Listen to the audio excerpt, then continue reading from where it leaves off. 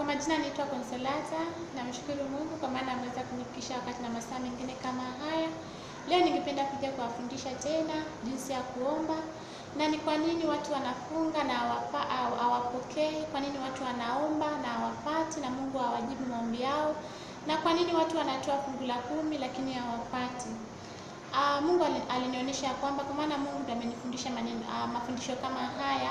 Mafundisho haya watu wanaomba kwa njia mbaya, wanafunga kwa njia mbaya na wanatoa kwa njia mbaya. Acha niwafundishe jinsi ya kuomba na kumheshimu Mwenyezi Mungu. Unapoenda kuomba tunafaa kama sisi wanawake twende, hata wanaume pia wanafaa wavae mavazi ambayo yanastahili mbele za Mungu, na wanawake pia wanafaa wajifunike vichwa vyao wanapoomba kila wakati. Hata pia unapoenda kanisani na uvae mavazi ya heshima, ndiposa Mungu asikose kusikia maombi yako. Acha nikufundishe, kwa maana kuna wanawake wengine wanaenda kuomba kama wamevaa vibaya. Niko na kitambara changu. Unapoenda kuomba unafaa ujifunike kichwa.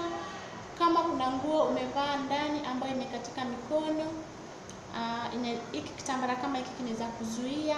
Kama uko na leso upande wa chini unaweza jifunga, ndiposa Mungu asikose kusikia na kujibu maombi yako.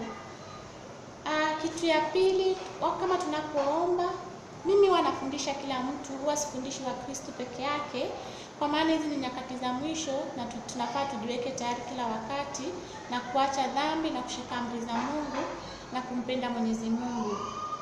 Kitu kingine ya pili, unapoomba unafunga mlango na unaomba polepole.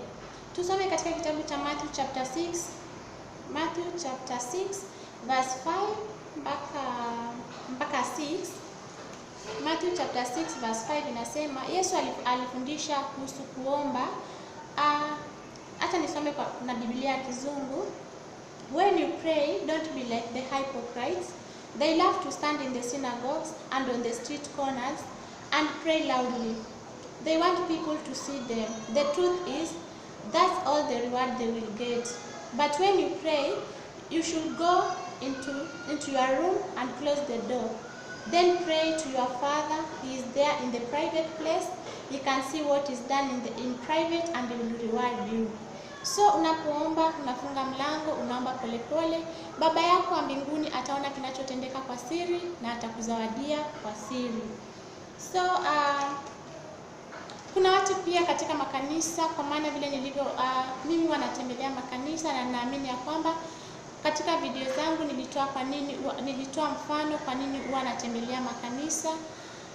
Katika makanisa mengi watu wanaambiwa waombe kwa nguvu. Utapata watu wanaomba kwa nguvu, na Mungu wetu si wa machafuko. Tunafaa tuombe polepole, kwa maana Mungu anaona kinachotendeka. Anachoona kinachotendeka, tunafaa tuombe polepole. Kuna watu ambao wanaambiwa watubu. Unapata watu wanatubu, wanaambiwa watubu, na kuna mtu yuko pale anakusikiza vile wewe unavyoomba na ataanza kukujudge na itakuwa ni dhambi kwako. So na kuna katika makanisa mengine wanaambiwa wavunje anga kuanzia anga ya kwanza hadi ya 7. Hakuna kitu ambacho kinaitwa anga ya kwanza hadi ya 7. Wanaweza ambiwa ya kwamba wakamate maroho za baharini, maroho za angani, kwa maana hao watu ambao ni manabii wa uongo wameshafanya makanisa ya Mungu kuwa kuzimu. Hakuna kuzimu kwingine ambayo wewe Mkristo ama wewe Muislamu unaenda. Kuzimu ni pale kanisani ambapo unaenda na mchawi wako mkuu ambaye anakuroga kila wakati ni pasta wako. Lakini wakati wa mwisho tumeambiwa tujifundishe kuwa na msamaha na tukue tunasameheana. Ambaye amenifuatilia kuanzia video ya kwanza, nishawafundisha katika makanisa za Mungu vile wamefanya kuwa kuzimu. Kwa maana karibu makanisa yote sasa manabii wa uongo wanaabudu shetani na wanashirikisha washirika wengine kumwabudu shetani. Ndio maana Mkristo ama Muislamu ama mtu yoyote, tuseme Mkristo na Muislamu, anatoka katika dhambi tena anarudishwa katika zile dhambi. Kila wakati unajiuliza, kwa nini mbona mimi niko kanisani na ninavaa vibaya? Mbona niko kanisani lakini nimejaa na kila aina ya dhambi?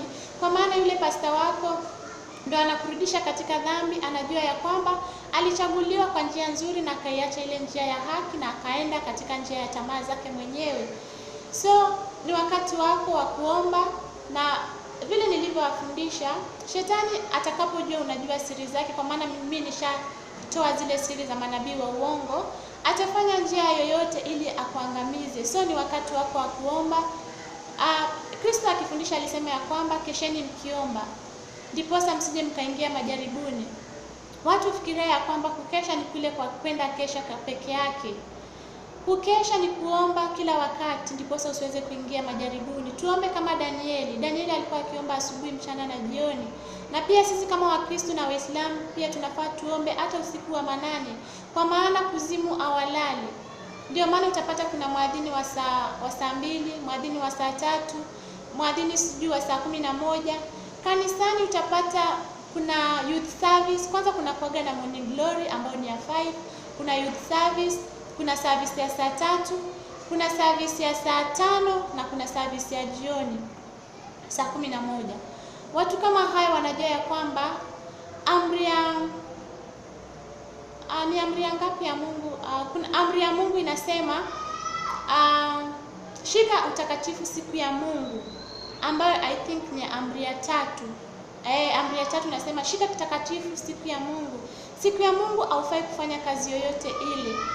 Watu kwa sababu watu kama wale, mtu anatoka kazini alafu anaenda kanisani. Siku ya Sunday mtu hafai kufanya kazi yoyote, nako ama Friday unafaa ufunge kazi yako, na unafaa ufunge kazi yako, unafaa wafanyikazi wako wa nyumbani hawafai kufanya kazi. Hiyo siku ni siku ya kumheshimu Mwenyezi Mungu.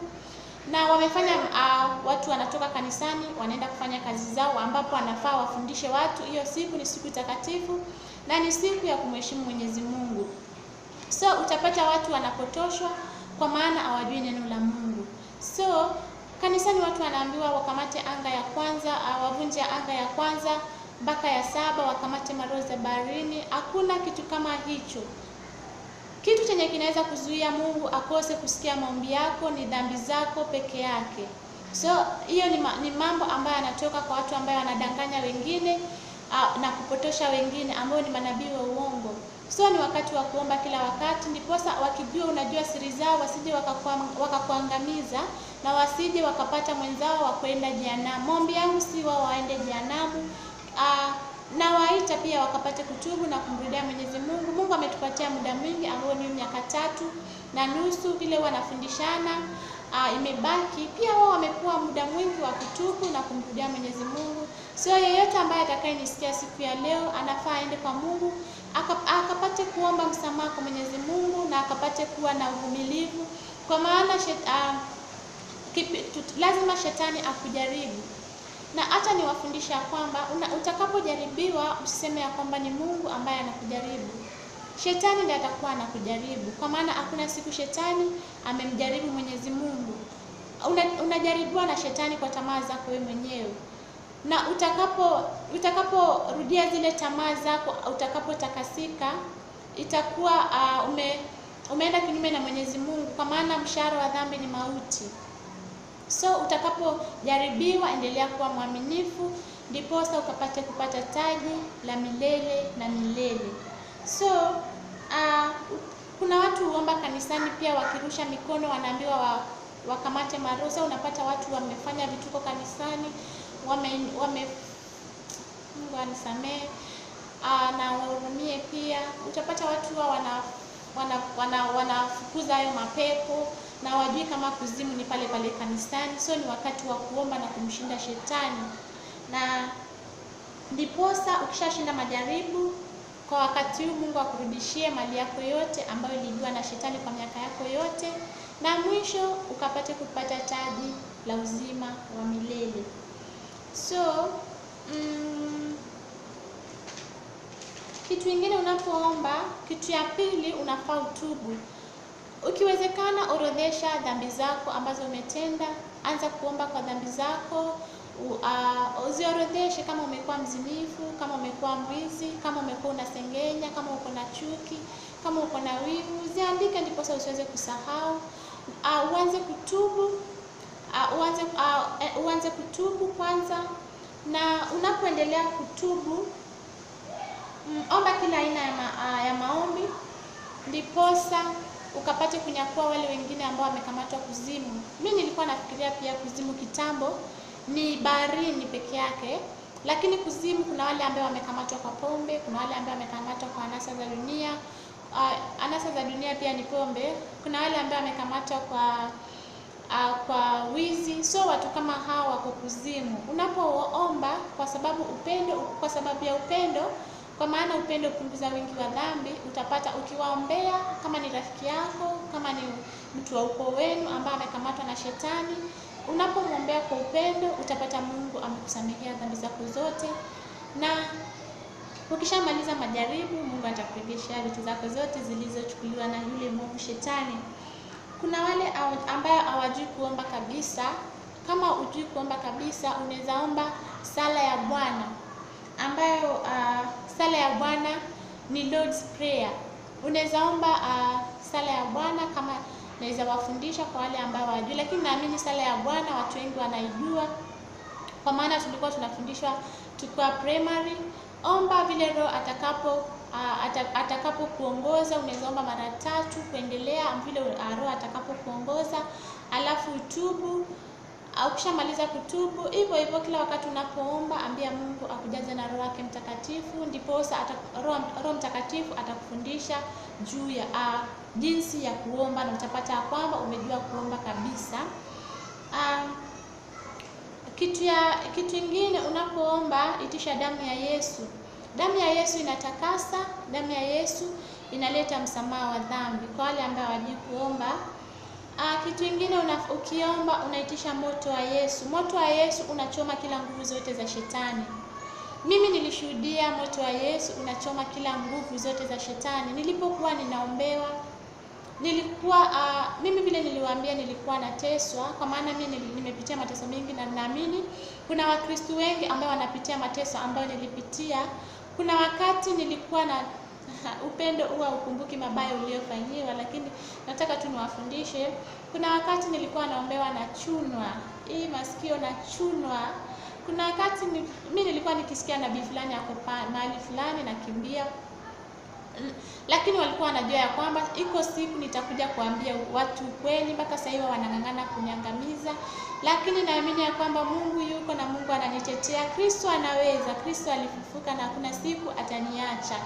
So huwa imani yangu yote iko kwa Kristo, na namtegemea Kristo katika kila jambo ambalo ninafanya, na hakuna siku ataweza kuniangamiza, kwa maana naamini wao wako wengi. Mimi kwa saa hii naamini ya kwamba niko peke yangu, lakini naamini Mungu kila wakati ananitetea na atanishindania vita, kwa maana vita sio vyangu, bali vita ni vya Yesu. Wakati nilipokuwa nikiombewa, nilikuwa nikijaribu kufungua macho. Naona miale ya moto kama sparks za moto zinanilengalenga katika macho yangu. Nikijaribu kufungua macho, wakati huo nilikuwa nimepitia shida za kila aina. Vile nilipowatolea ushuhuda wangu, nilikuwa natingisha kichwa, nilikuwa na wasiwasi, nilikuwa na woga, nilikuwa natembea kama mlevi. So walikuwa wameshanipitishia kwa shida mingi. So ndio nikaanza kwenda kuombewa. Nilikuwa nimeenda kwa waganga, nilikuwa nimeenda kwa manabii wa uongo, lakini wote walikuwa wanataka kuniangamiza. Lakini Kristo alishuka mwenyewe na akaniponya, kwa maana nilikuwa acha tu, kwa sababu niliwatolea ushuhuda wangu. Wenye watapitia video yangu katika ushuhuda wangu watapata kujua. Nilikuwa nikijaribu kufungua macho, naona miale ya moto inanilenga. Moto wa Yesu unachoma na unaharibu kila nguvu za shetani na kila nguvu za shetani. Nilipojaribu kufungua macho, kwa maana nilikuwa naitana the name Jesus, nilikuwa naitana Jesus, Yesu alishuka kutoka mbinguni na akaniokoa kutoka kwa maadui zangu na akaniponya. Na katika madhabahu katika macho ya kiroho nilimwona mtu amevalia vazi leupe. Kwa hivyo Yesu alinihurumia na akasikia maombi yangu na akashuka mwenyewe na akakuja akaniponya. Ndiposa mnaniona siku ya leo niko sawa na niko mzima, na mshukuru Mungu. Yenye ninapitia ni majaribu, naamini ya kwamba nitakapotoka katika majaribu yangu, Kristo atanipatia taji la uzima wa milele. Hiyo tu Mungu, na ndio naomba kwa sasa. Naamini ya kwamba Kristo ananishindania majaribu. Unapoomba pia taja jina la Yesu. Hata mapepo kuzimu wananitii jina hilo. kila unapoomba unataja jina la Yesu. Hata mapepo kuzimu analitii jina hilo. Unapoomba sema nakataa kila mishale ambayo inatumwa kutoka kuzimu kwa jina la Yesu Kristo, jina lenye nguvu, jina lenye mamlaka. Uitishe pia upanga wa Yesu. Upanga wa Yesu unakatakata kila majini na kila minyororo ya shetani. Kila wakati pia unapoomba ambia Mungu akutumie malaika wake. Hata Danieli alipotupwa kwenye shimo la simba, Mungu alimtumia malaika Mikaeli amsaidie malaika wa Danieli. Kila wakati omba Mungu akutumie malaika wake, malaika wa ulinzi wa kuzingire, kwa maana sasa hivi tunapambana na nguvu za giza na demons sasa hizi zimejaa duniani, kwa maana kila mtu anayefungua kanisa lake anaenda anachukua nguvu zake za giza. Mna nyumba ambazo tunakaa, kila mtu akona, watu wengi wanajua wako na madhabahu zao ambao ni madhabahu za shetani. So ni wakati wa kuomba kila wakati, ambia Mungu akutumie malaika wake watakatifu. Na unapoenda kanisani pia omba before ufike kanisani, kwa maana nishawafichulia siri hizi. Unaenda kukutana na nguvu za giza, ambia Mungu akutumie malaika wake wa ulinzi wa kulinde. Unatakasa kila chochote unachoenda kutumia kanisani. Kuna watoto wa Sunday school huwa wanapewa chai kanisani, ujui mtoto wako anapewa maroho gani. Unatakasa. Kuna wale ambao wako Catholic wanapewa mwili wa Yesu. Sijasema watu wasikule mwili wa Yesu, lakini unapoenda kukula mwili wa Yesu unafaa uombe kabla haujakula, kwa maana kuna wengine ambao wanakula na wanadhoofika. Kuna wengine wanakula na wanakufa, kwa maana haujajichunguza njia zako. Unaweza kuwa labda umetoka kwa uzinifu jana, ama umetoka kuiba, ama umetoka kusengenya na unaenda kula mwili wa Yesu. Hapo unajitafutia madhara. Huwezi jua pale kanisani unalishwa vitu gani, kwa maana sasa hii makanisa mengi ni ya waabudu shetani. Inaweza kuwa labda unanywesha hata damu za watu na ujui. So unapokula mwili wa Yesu kila wakati unafaa uombe before ukule, ndipo unapoenda kukula ukupatie uponyaji wa kimwili na wa kiroho. So na pia unapoomba kuwa na imani. Unaomba Mungu vile nilisema, hata kama una imani ambia Mungu akupatie imani. Imani inachoma kila mikuki inayotumwa kuzimu. Kuwa na imani. Hata kama una imani, omba Mungu akupatie roho ya imani. Acha niwapatie mfano mmoja. Mimi sikuwa na imani kabisa. Kwanza nilikuwa namuogopa shetani. Nilipoanza kujaribiwa. Lakini Mungu alikuja kunionyesha kwamba shetani pia yeye aliumbwa na Mungu. So si wakati wa kumogopa shetani na si wakati wa kuogopa, kwa maana watu wengi wataogopa hawa manabii wa uongo. Msiwaogope, bali muwapende na muendelee pia kuombea, ndipo wakapate kubadilisha mioyo yao na wakapate kumrudia Mungu. So unakuwa na imani. Si kuwa na imani kabisa, nitakuja kuwafundisha maybe Mungu akipenda kuhusu imani. Hata niwafundishe pia jinsi ya kumshinda shetani. Jinsi ya kumshinda shetani, kwanza kabisa neno la Mungu. Neno la Mungu ni silaha. Hao watu wanajua neno la Mungu na wengine walienda Bible studies. Tusipe tunadanganywa na neno la Mungu. Sasa ni wakati wa kuamka na kujua vile Mungu anataka. Usikie sauti ya Mungu. Mungu anaweza kukuongelesha kupitia Biblia. Mungu anaweza kukuongea na wewe kupitia ndoto, anaweza kuongea na wewe kupitia vision. Hao watu wanajua neno la Mungu, huwa wanasema ya kwamba neno la Mungu linasema hapa na hapa kunafanya hivi, kunatendeka hivi.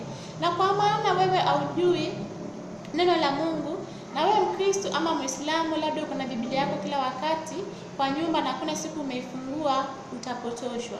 So tuwe tunajua tunasoma neno la Mungu kila wakati. Kitu ya pili, njia ya kumshinda shetani ni kuwa na upendo. Vile nilivyowafundisha kwamba Kristo aliacha amri kuu mbili.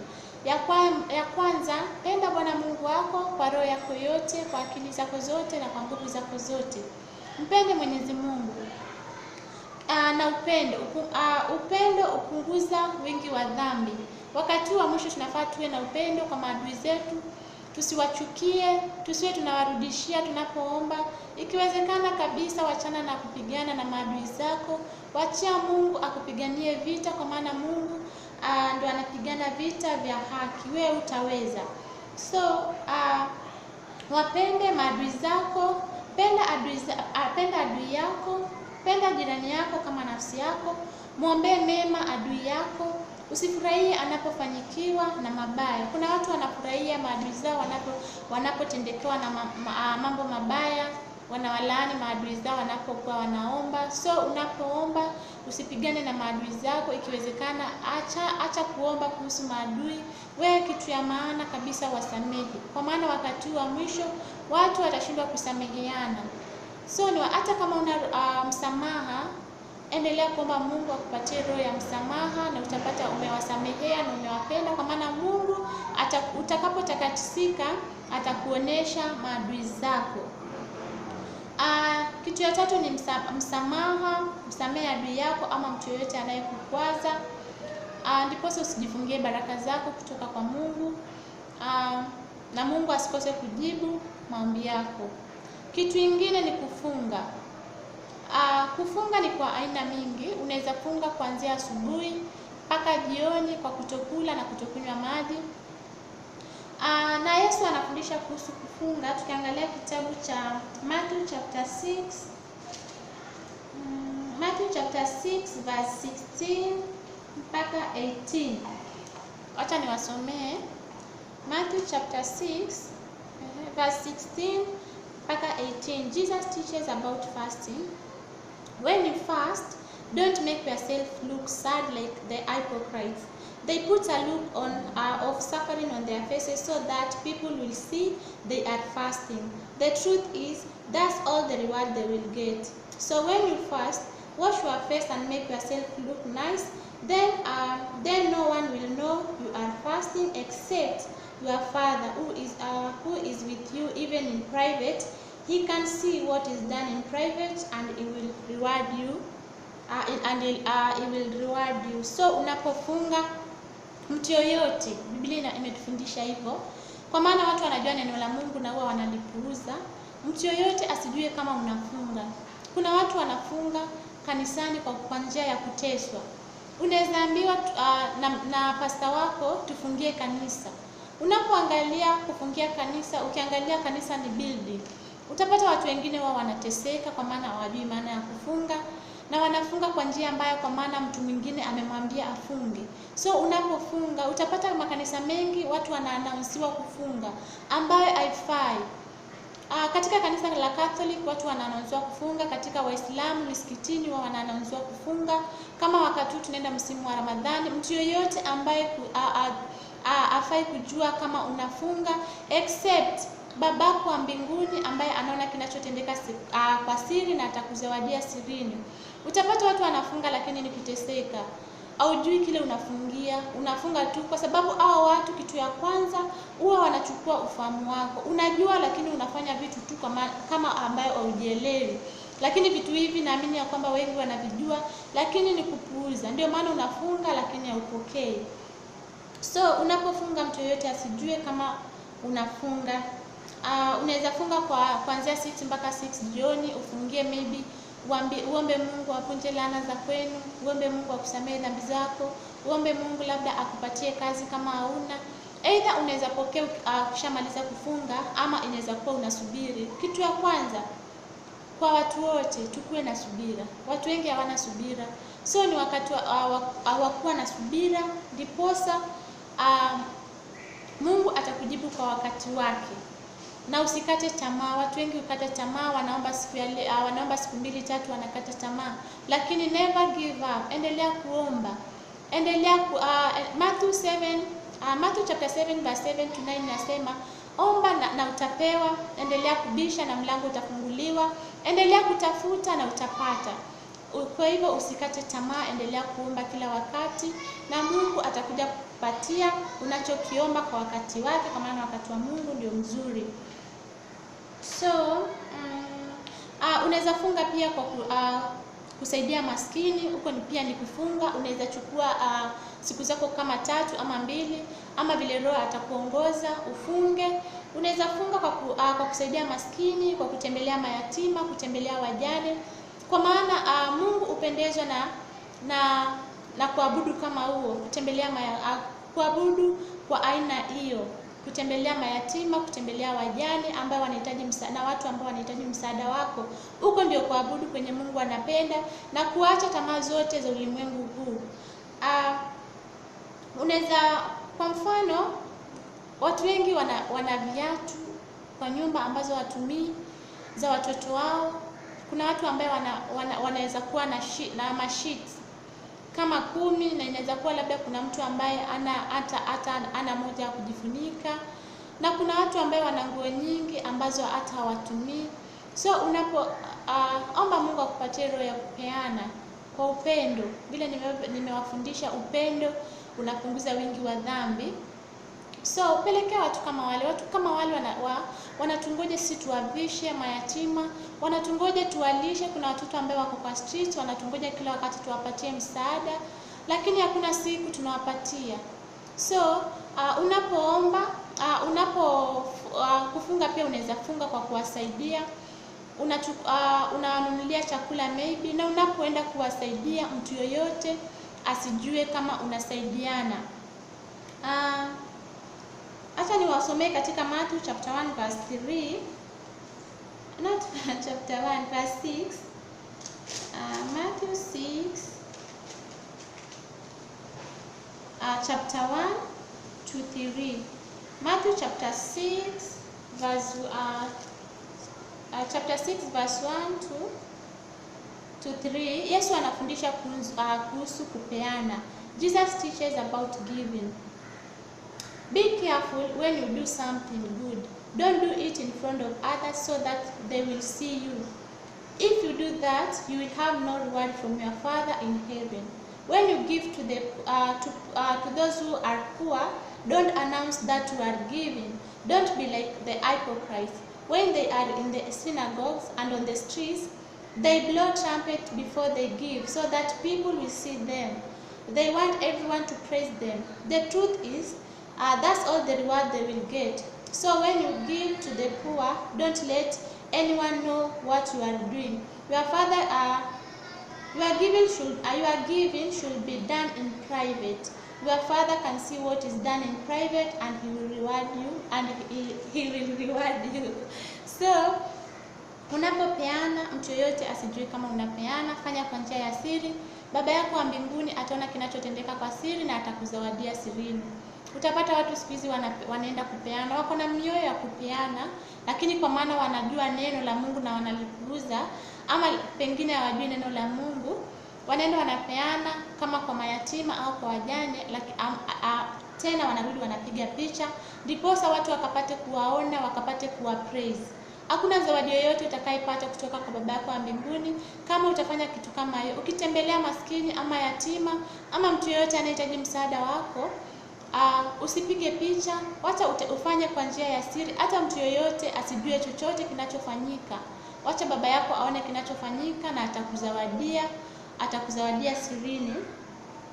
So kuhusu kutoa,